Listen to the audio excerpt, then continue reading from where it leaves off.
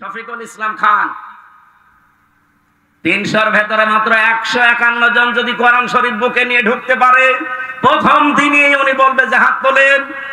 এরকম শফিক ভাইয়ের মতো ১৫১ জন যদি হাত তোলে, ওই বিলটা কায়েম হয়ে যাবে। ওই দিন থেকে ১৮ কোটি মানুষ নামাজ আদায় করবে, যাকাত দিতে বাধ্য হবে, রাষ্ট্রীয়ভাবে আদায় করা হবে। আপনি ভোট দিয়েছিলেন শফিক ভাইকে একটা, প্রতিদিন আপনি 18 কোটি মানুষ নামাজ পড়লে যা হয় ওই পরিমাণ সওয়াব প্রতিদিন পাবেন। আমাদের হায়াত অল্প, কাজ বেশি করা লাগবে। আবু বকর সিদ্দিক রাদিয়াল্লাহু তাআলা আনহু তিনি কোরআন শরীফ এক জায়গায় করেছিলেন, যে কিয়ামত পর্যন্ত যারা কোরআন পড়বে অটোমেটিক 10টা করে নেকি তার আমলনামা আল্লাহ পৌঁছিয়ে দেবে। কিয়ামতে সবচেয়ে বেশি নেকি হবে তার। আমরা আমাদের এই সময়টা কাজে লাগাতে চাই। শফিক সাহেবের মতো বাংলাদেশে যারা কোরআন বুকে নিয়ে যেতে পারে, আমি এখানে দল বেদল রাজনীতি বুঝি না। আমরা চাই এই দেশে কোরআনের এই 4টা বিধান, আল্লাযীনা ইম্মাক্কান্নাহুম ফিল আরদ আকামুস সালাত ওয়া আতাউজ যাকাত ওয়া আমারু বিল মারুফ ওয়া নাহাউ আনিল মুনকার, এই 4টা কাজ যারা জারি করতে চায়, আমরা তাদের পেছনে আছি কোরআনের নির্দেশের কারণে। কোরআনের নির্দেশ না থাকলে জীবনও আমরা এই কথাগুলো শুনতামও না, মানতামও না। এই কথা বলে না কেন? আমরা শুধু মানতে চাচ্ছি আমার আল্লাহর কথা। ১৫১ জন সত্যি কথা বলেন তো, যদি যেতে পারে দেশের চিত্র পাল্টিয়ে যাবে না? চুরি হবে না, ডাকাতি হবে না, ছিনতাই নেই, চাঁদাবাজি নেই, এ দেশটা আল্লাহর কসম দাঁড়িয়ে যাবে। কয়েকদিন আগে আমি মালয়েশিয়া ছিলাম, ওরা ২০০৪ সাল থেকে দাঁড়িয়ে গেছে। সিঙ্গাপুর ওখানে গিয়েছিলাম, ওরাও ২০০৫ সাল থেকে দাঁড়িয়ে গেছে। এতটুকু একটা দেশ, এই টাঙ্গাইলের মনে হয় 4 ভাগের 1 ভাগ এই সিঙ্গাপুর, এই দিক ওদিকে মাত্র ৪২ কিলো। এতটুকু একটা দেশ আজ বিশ্বে ২৫৭টা দেশের ভেতরে আমার মনে হয় 10টা দেশ থাকলে তার একটা। আপনাকে গোনা লাগবে তাদের। তারা যদি আজ দাঁড়িয়ে যেতে পারে, চুরি নেই, ডাকাতি নেই, আইনের শাসন আছে। আর আমাদের দেশের সামনে শুধু আইনের শাসন না, কোরআনের শাসন আসতেছে। এই দেশটা সোনায় সোহাগা হয়ে যাবে। আমি গ্যারান্টি দিচ্ছি, দেশ আল্লাহর কসম দাঁড়িয়ে যাবে। আগস্টের 5 তারিখের আগ পর্যন্ত একটা রিপোর্ট ছিল, এ দেশে মাত্র 100 জনের 15 জন মানুষ বলতো আমরা ইসলাম চাই। তার ভেতরে মাসুদ সাহেব একজন, মাত্র 15 জন। এখন এই যে মে মাসের আজকে 21 তারিখ, 15 তারিখের রিপোর্ট দেখেন, খ্রিস্টানরা বানিয়েছে, মাইক্রোসফট খ্রিস্টানরা এই রিপোর্ট নামাম দুনিয়া মিলে বানিয়েছে 257টা দেশ দেখে। বাংলাদেশের রিপোর্ট তাদের এই যে এই দেশে এখন 100 জনের 77 জন মানুষ বলছে আমরা ইসলাম চাই। খ্রিস্টানরা আমাদের ভালো চাই, আমাদের বিপক্ষে যা আছে সেই কথা বলে, কিন্তু এটা বলতে বাধ্য হচ্ছে। 100 জনের 77 জন মানুষ এখন চাচ্ছে যে আমরা ইসলাম চাই।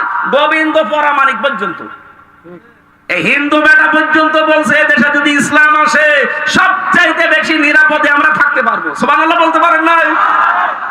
আমরা তাই সামনে এটা দেখাতে চাচ্ছি। এই জন্যই তো কল্যাণের দিকে ডাকি মানুষকে, আসেন, এইটাই আসল কল্যাণ। যতদিন আল্লাহর দ্বীন এদেশে কায়েম না হবে, আপনি কখনো পূর্ণাঙ্গ ইসলাম মানতে পারবেন না। হয়তো আংশিক কিছু মানবেন। ইয়ামুরুনা বিল মারুফ ওয়া ইয়ানহাউনা আনিল মুনকার, তারা ভালো কাজে আদেশ করবে, অন্যায় কাজে নিষেধ করবে। এটা বাংলা অর্থ, ওই মানধাতা বলে। এখন আধুনিক অর্থ বের করা লাগবে। ইয়ামুরুনা বিল মারুফ, তারা আদেশ করবে মারুফে। মারুফ মানে, আরে এটা তো সে 1400 বছর আগেই পড়ছি। আধুনিক ব্যাখ্যা হচ্ছে মারুফ শব্দের শাব্দিক অর্থ উরফুন থেকে এসেছে। আরাফা ইয়ারিফু উরফুন মানে পরিচিত, পরিচিত কাজগুলোর আদেশ করবে। পরিচিত কাজ কি এটা বুঝতে হলে আপনাকে সেই পৃথিবীর প্রথম দিন যাওয়া লাগবে। নাকি বেশি হয়ে যাচ্ছে? আজান দেবে নাকি?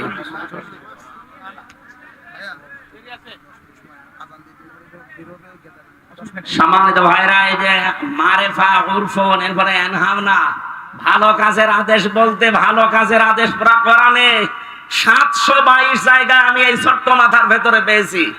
ভালো কাজের আদেশ বাংলাদেশে নেই, আছে ভালো কাজের অনুরোধ। কোরআন শরীফে কোন জায়গায় ভালো কাজের অনুরোধ আছে পাবেন? বলেন। প্রত্যেকটা জায়গায় আছে ভালো কাজের আদেশ দাও, আর আদেশ দিতে হলে এরকম জায়গায় থাকা লাগে। ইসলাম আজ 54 বছর এরকম জায়গায় আছে। এই জন্যই তো এদেশে ভালো কাজের অনুরোধ আছে, আদেশ নেই। এখানে এমন একটা দল থাকা লাগবে, সেই দল কল্যাণের দিকে ডাকবে, ভালো কাজের আদেশ দেবে। ভালো কাজের আদেশ দিতে হলে চেয়ার লাগবে না? সেই চেয়ারে তোলার জন্য যদি মাসুদ সাহেব, খান সাহেবকে আমরা চাই, আপনি এটাকে রাজনীতি মনে করেন? মানে আপনি তো চেয়ারে বসলে দুর্নীতি করবেন। মাসুদ সাহেব যাকে দেখে রাজনীতি করে সেই মাওলানা নিজামী রহমতুল্লাহ আলাইহি মন্ত্রী ছিলেন, 5 বছর মন্ত্রণালয়ে যাওয়ার পরে 26 টাকা বেঁচেছিল, ফেরত দিয়েছেন। আপনি দেখান তো, দেখান আপনি। এরপর আর কি ওয়াজ চান? যে এরপরে আমাদের দেখানো লাগবে, যে দেখানো লাগবে সে জায়গায় পৌঁছিয়ে দেন, আপনাকে দেখাবো। আমি সেদিন সিঙ্গাপুরে নামছিলাম হোটেল থেকে, দেখি নিচে 2 জন বসে আছে, চা খাচ্ছে। কে ভাই এখানে? হুজুর আমরা আগেই পালিয়েছি। আপনি পালালেন কেন? আপনারা তো 620টা বাড়ি বানিয়েছেন, এখানে পালিয়ে আছেন মানে?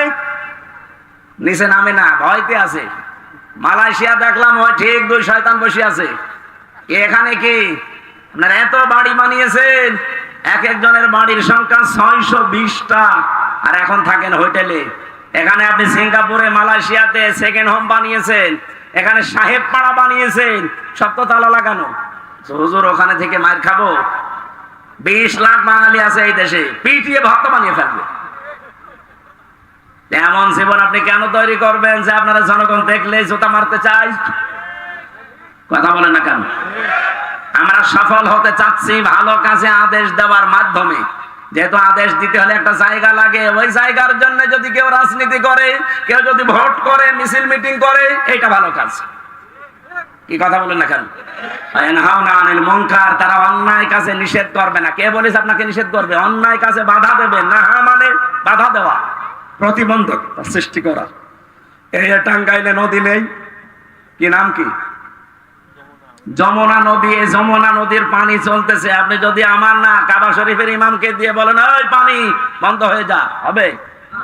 পানি বন্ধ করার জন্য বাদ দেওয়া লাগবে, প্রতিবন্ধকতা সৃষ্টি করা লাগবে।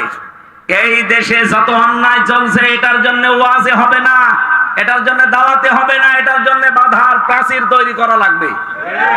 যত অন্যায় হচ্ছে, অন্যায়ের বাধার প্রাচীর তৈরি করতে গেলে অবশ্যই কিছু আসবে, আর ওইটার জন্য ব্যাকআপ লাগবে। কথা বলে না কেন? ব্যাকআপ আছে আমাদের? নেই। কয়েকদিন আগে আমার গ্রামে একটা জেনার ঘটনা ঘটেছিল কুষ্টিয়ায়। আমার গ্রামের বাড়িতে মাসলা নিতে এসেছে, জেনার বিচার হচ্ছে। যদি বিবাহিত মানুষেরা জেনা করে সাক্ষ্য প্রমাণ হয় তাহলে তাকে সঙ্গে সার করা লাগবে। আমি মাসলা দিয়ে দিলাম। এখন যদি ওরা এই মাসলা অনুযায়ী কাজ করে, বলেন তো সঙ্গে সার ওই মহিলাকে করবে না আমারে করবে? পুলিশে বলবে মাসলা দেওয়া পর্যন্ত ঠিক আছে, আপনি কেন ওই কার্যকর করতে গেলেন? আসেন, সঙ্গে সার ওই লোক না, আপনারে করা লাগবে। কারণ আমার পেছনে কোনো ব্যাকআপ আছে, কোনো চেয়ার আছে। আমরা তো ওইটা চাচ্ছি। কোরআনে কারিমে আল্লাহ 500 আয়াত দিয়েছেন শরীয়তের বিধান, একটা এদেশে চলে না। কোন মানুষের মাথা গরম হয় না, মাথা খারাপ নেই, টেনশনও নেই। আমরা এইটা চাচ্ছি ভাই। আপনি যদি রাজনীতি মনে করেন এটাকে, হ্যাঁ এটাই আমার রাজনীতি, এটাকে কেউ যদি মনে করেন দুনিয়ার কাজ, এইটাই আমার দুনিয়ার কাজ, আপনার যা মনে হয় হোক। আউলাইকা হুমুল মুফলিহুন, আল্লাহ বলেন এরাই সফল কাম।